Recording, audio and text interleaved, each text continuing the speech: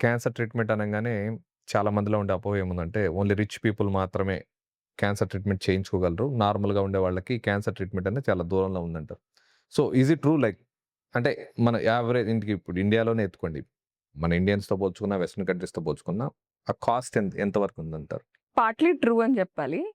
Latest immunotherapy గాని, మనకి targeted therapies లేదంటే ఏడీసీస్ ఇవన్నీ కూడా దే ఆర్ ఎక్స్‌పెన్సివ్.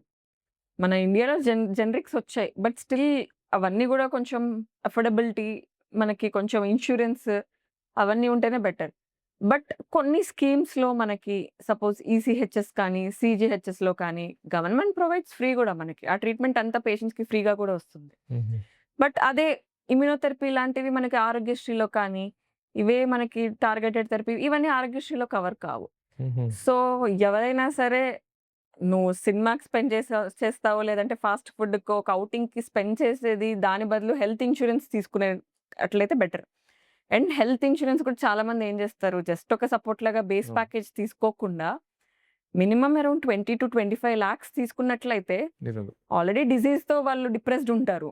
దానికి తోడు ఫైనాన్షియల్ బర్డెన్ కూడా అవ్వకూడదు కదా! ఎవరికైనా. అవును. ఆల్రెడీ నాకిదొచ్చిందని బాధలో ఉంటారు. ఇప్పుడు ఫైనాన్సెస్ వాళ్ళే చూసుకొని దానివల్ల ఇంకా మెంటల్ ఆఫీస్‌కెళ్ళి ఇంకా మెంటల్ ప్రెషర్ పెరుగుతుంది. అంటే యావరేజ్ కాస్ట్ ఎంతుందండి ఇండియాలో ఇప్పుడు క్యాన్సర్ నీకు డయాగ్నోస్ అయిందని తెలిసిన తర్వాత, ఈ యావరేజ్ కాస్ట్ ఇంత కాస్ట్ అయితే మినిమమ్ ఉంది అని అట్‌లీస్ట్ ఎర్లీ స్టేజెస్‌లో డిటెక్ట్ అయినా గూడా మనకి మినిమమ్ 5-6 లాక్స్ పడుతుంది ట్రీట్మెంట్. ఏ ట్రీట్మెంట్ అయినా సరే. సర్జరీకి కానీ, జస్ట్ ఒక సింపుల్ దేనికైనా జస్ట్ హార్మోనల్ థెరపీ ట్రీట్మెంట్‌కి లేదు స్టేజ్ పెరిగే కొద్దీ ట్రీట్మెంట్ ఆప్షన్స్ పెరుగుతాయి. ట్రీట్మెంట్ తీసుకోవాల్సిన డ్యూరేషన్ పెరుగుతుంది. రేడియేషన్ అవసరం పడొచ్చు, కీమోలే అవసరం పడొచ్చు, మధ్యలో వేరే ఏదైనా సర్జరీ అవసరం పడొచ్చు. కాస్ట్ పెరుగుతూ పోతుంది. ఓకే. అండ్ కొన్ని ఇమ్యునోథెరపీ డ్రగ్స్, ఏడీసీస్ వీటన్నిటికి ఇంకా జనరిక్స్ లేవు. అంటే ప్రపంచం మొత్తంలో ఒక కంపెనీయే ఉంది. దాని మీద కంపెనీ వాళ్ళు ఇచ్చిన రేట్‌కే ఎవరికైనా ఇవ్వగలుగుతాం. Only one company. ఇప్పుడు పెమ్బ్రోలిజుమాబ్ అనే డ్రగ్ ఇమ్యునోథెరపీ అది మొత్తం యూఎస్‌లో మొత్తం మొత్తం ఆల్ ఓవర్ ది వరల్డ్ ఒక కంపెనీ వాడికే ఉంది. హుహు. బట్ నివోలిమాబ్ అనే ఇమ్యునోథెరపీ మళ్ళీ ఇండియన్ వెర్షన్ గూడా వచ్చింది.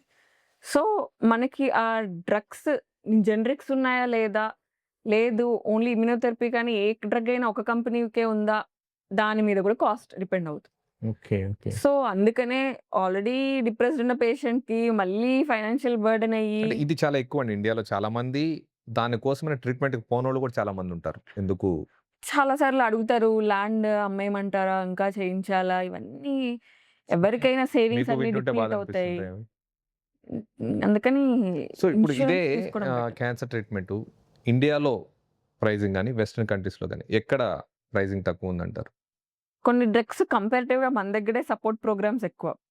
ఇమ్యునోథెరపీ గాని, అది పేషెంట్ అసిస్టెంట్ ప్రోగ్రామ్ అని చెప్పి మన మిడిల్ ఇన్‌కమ్ కంట్రీస్ వీటన్నిటికి సపోర్ట్ ప్రోగ్రామ్స్ ఇస్తారు. హుహు.